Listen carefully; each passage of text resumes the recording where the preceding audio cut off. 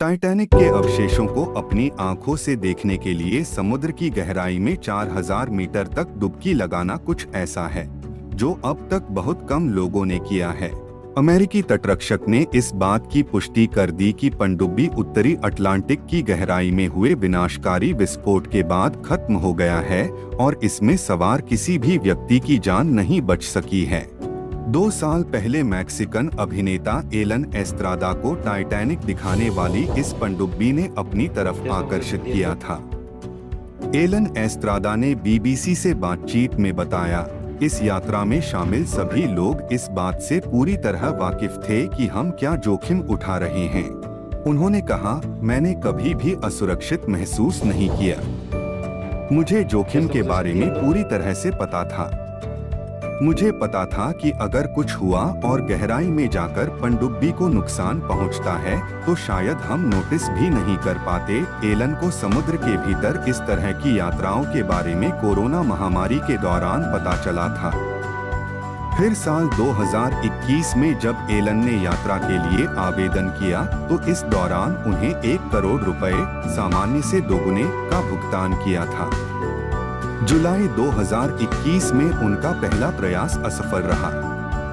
वह 3 अन्य यात्रियों और pilot Stockton Rush, OceanGate company के अध्यक्ष और पनडुब्बी के निर्माता के साथ टाइटन पर उतरे, लेकिन तकनीकी समस्याओं के कारण उन्हें यात्रा शुरू होने के कुछ ही समय बाद सतह पर लौटना पड़ा था।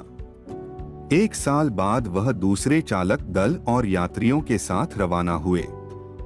इस बार एलन की यात्रा सफल रही, लेकिन यात्रा से पहले उन्हें एक दस्तावेज पर हस्ताक्षर करना पड़ा था।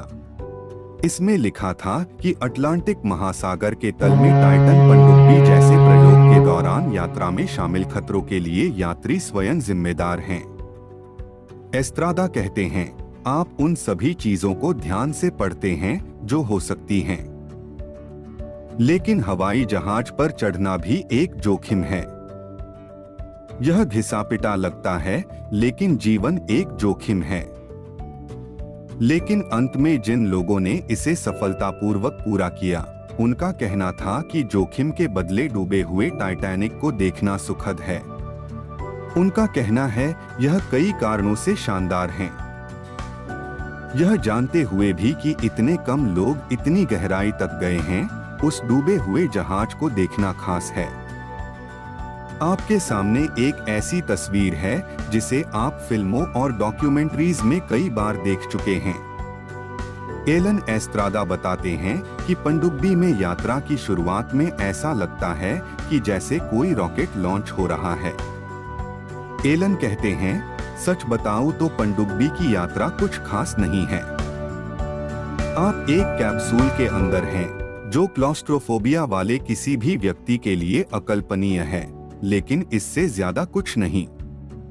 जहाज टाइटैनिक की तबाही के सामने होना सबसे ज्यादा प्रभावशाली चीज है।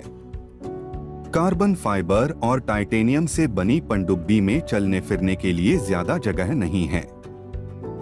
यह 6.7 मीटर लंबी, 2.8 मीटर चौड़ी और 2.5 मीटर ऊंची है। साथ ही इसमें 5 लोगों के लिए 96 घंटों की ऑक्सीजन है। यात्रा में कुल 8 घंटे लगते हैं।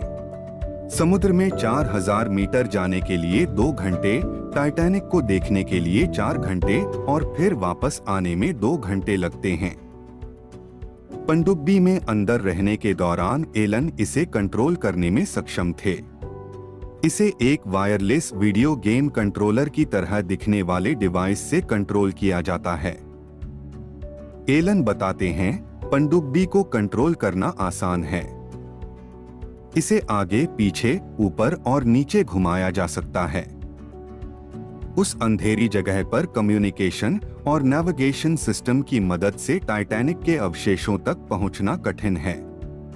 अपनी यात्रा के दौरान एलन ने डूबे हुए जहाज तक पहुंचने के इंतजार में टाइटैनिक फिल्म का एक हिस्सा भी देखा। पनडुब्बी को अंदर से नहीं खोला जा सकता है, इसलिए यात्री बिना बाहरी मदद के इससे बाहर नहीं निकल पाएंगे।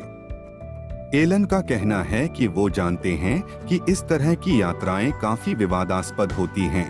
वजह है इन यात्राओं के दौरान खर्च होने वाली राशि।